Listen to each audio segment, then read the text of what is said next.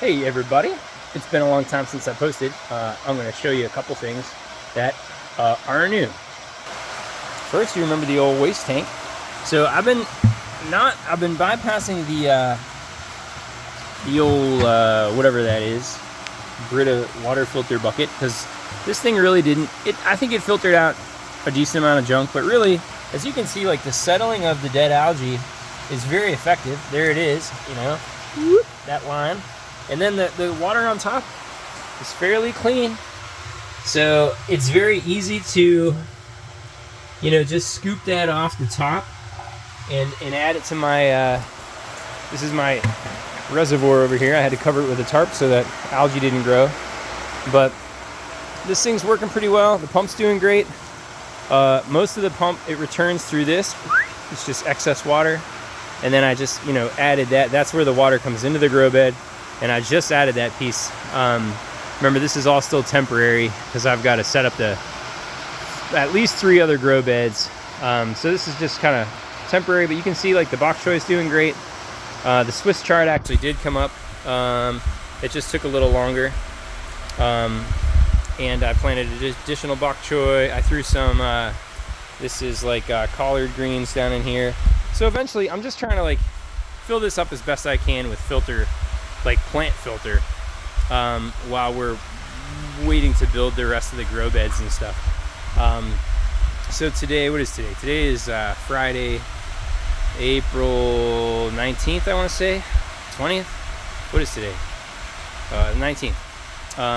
Pool's doing fine. It's just got more algae to scoop out of there. I haven't scooped it out in more than a week, so a decent amount of work to do there. But it's pretty easy to scoop. And if you remember, you know, clean water is coming out the bottom, the white tube, and then overflow is coming out the black tube. That's still set up the same way. I'm going to run some test strips today and see how things are looking. The biofilters should be working pretty well with regard to actually like having some biofilm starting to go, I hope. So anyway, the system's doing okay. It's just time to scale up and keep this thing going.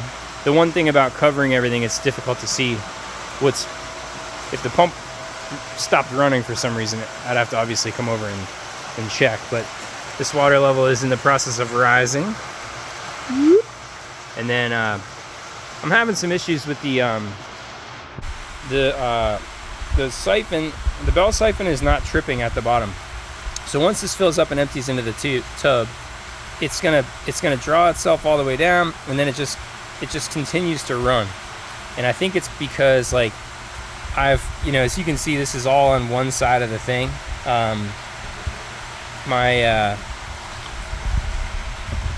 When I installed this, the bell siphon center part was a little more in the center of the outer, whatever this thing is, you know. So because it's up against the side, this piece, when I add this piece back in, it's all jammed up against the side. So I'm wondering if water's not able to clear all the way around it.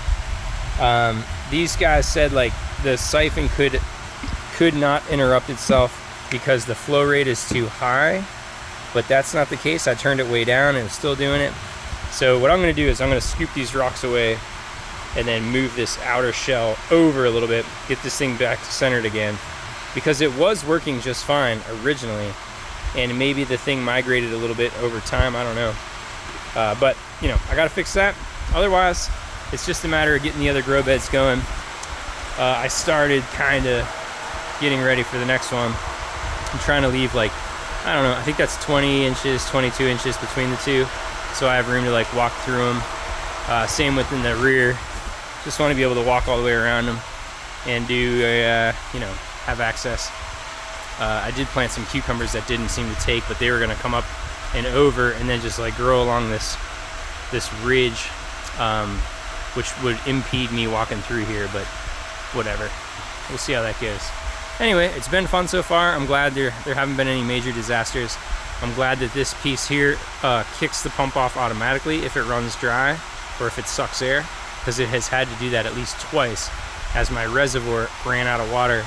This thing actually, like, it was evaporating pretty decently, whether from the reservoir or from the grow bed or both. So there were a couple times where it surprised me that it had dried up essentially enough that it sucked air. But that's the scoop from our little greenhouse / hydroponics. Bye.